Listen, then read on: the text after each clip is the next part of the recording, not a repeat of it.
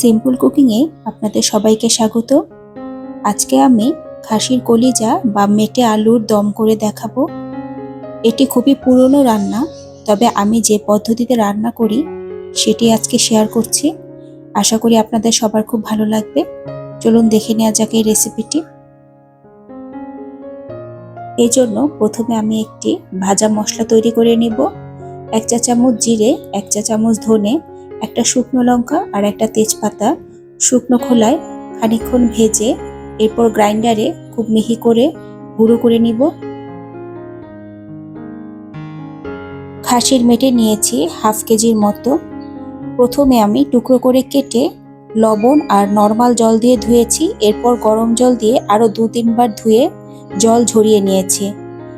আর নিয়েছি টুকরো করা কিছু আলু আর পেঁপেটা অপশনাল, এটা না দিলেও হবে। কড়াই গরম করে তাতে প্রায় হাফ কাপের মতো সাদা তেল গরম করে নিব। এতে ফোড়নে দিব 2টো তেজপাতা আর 1 কাপ কুচানো পেঁয়াজ। এখানে পেঁয়াজ একটু বেশি পরিমাণ হলে ভালো হয়।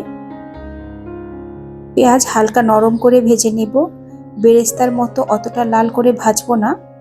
এখন এতে দেব গোটা গরম মশলা, এলাচ, দারচিনি, লবঙ্গ আর কটা গোলমরিচ।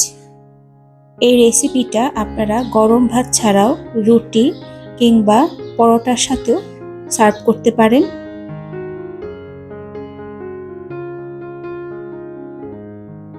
পেঁয়াজটা বেশ খানিকক্ষণ ভাজার পর যখন এরকম নরম হয়ে আসবে তখন দিব 1 টেবিল চামচ রসুন বাটা, 1 টেবিল চামচ আদা বাটা আর হাফ চা চামচ জিরে বাটা। অল্প খানিকটা জল দিয়ে খুব ভালোভাবে কষিয়ে নিতে হবে যাতে আদা আর রসুনের কাঁচা গন্ধটা না থাকে। মিডিয়াম আঁচে একটু সময় নিয়ে খুব ভালোভাবে মশলাটা পেঁয়াজের সাথে ভেজে নিতে হবে। এরপর দিব 1 চা চামচ হলুদের গুঁড়ো আর 1 চা চামচ লাল মরিচের গুঁড়ো। মশলা খুব ভালোভাবে কষিয়ে নিতে হবে। যত ভালো কষানো হবে তরকারির টেস্টটাও তত ভালো আসবে। মশলা থেকে যখন তেল উঠে আসবে তখন দিব ধুয়ে রাখা খাসির মেটেগুলো। এরপর মশলার সাথে খুব ভালোভাবে এগুলোকে কষিয়ে নিতে হবে।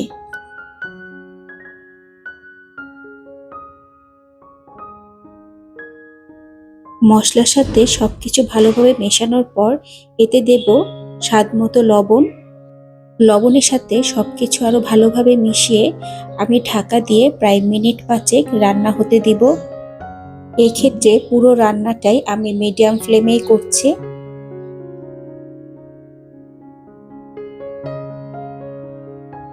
পাঁচ মিনিট ঢাকা দিয়ে রান্না করার পর মেটের থেকে বেশ খানিকটা জল বের হয়েছে।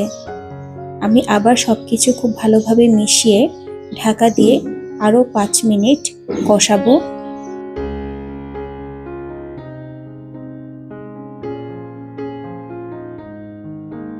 মিনিট 5 পর ঢাকা খুলে আমি এতে কেটে রাখা আলু আর পেঁপের টুকরোগুলি দিয়ে খুব ভালোভাবে মশলার সাথে মিশিয়ে দিব যাতে আলুর গায়েও মশলাগুলো খুব ভালোভাবে ঢোকে। আর ভিডিওটি ভালো লাগলে অবশ্যই আমার চ্যানেলটিকে সাবস্ক্রাইব করে আমার পাশে থাকবেন আর লাইক, শেয়ার, কমেন্টস করবেন। নোটিফিকেশন পাওয়ার জন্য বেল বাটনটি অবশ্যই প্রেস করে দিবেন। এখন আবার ঢাকা দিয়ে 5 থেকে 7 মিনিট রান্না করে নিব।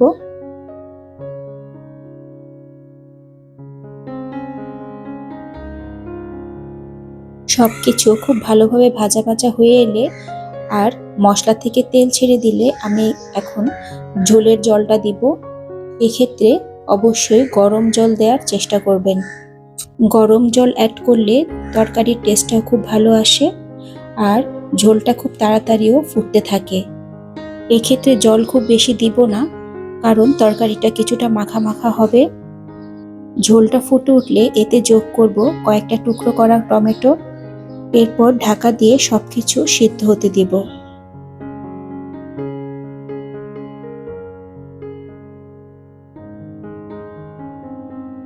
প্রায় মিনিট 10 পর ঢাকা খুলে আবার সবকিছু নাড়িয়ে চাড়িয়ে দিলাম।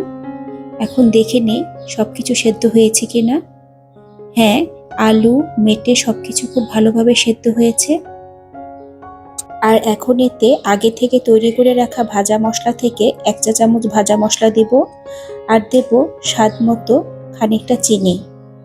সবকিছু ভালোভাবে মিশিয়ে নিচ্ছি আর একটু জাল দিয়ে ঝোল কিছুটা শুকিয়ে নিব। এখন এতে যোগ করব কয়েকটা কাঁচামরিচ, সামান্য করে চিড়ে দিয়েছি। এতে ঝোলটা ঝাল হবে না, কিন্তু কাঁচামরিচের খুব সুন্দর একটা ফ্লেভার অ্যাড হবে। শেষে দিয়ে দেব 1 চা চামচ ঘি। চুলা বন্ধ করে প্রায় 10 মিনিট ঢাকা দিয়ে স্ট্যান্ডিং টাইমে রাখবো।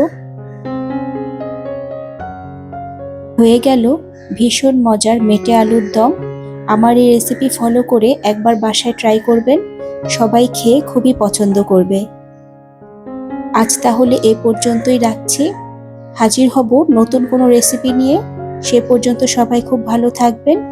ধন্যবাদ।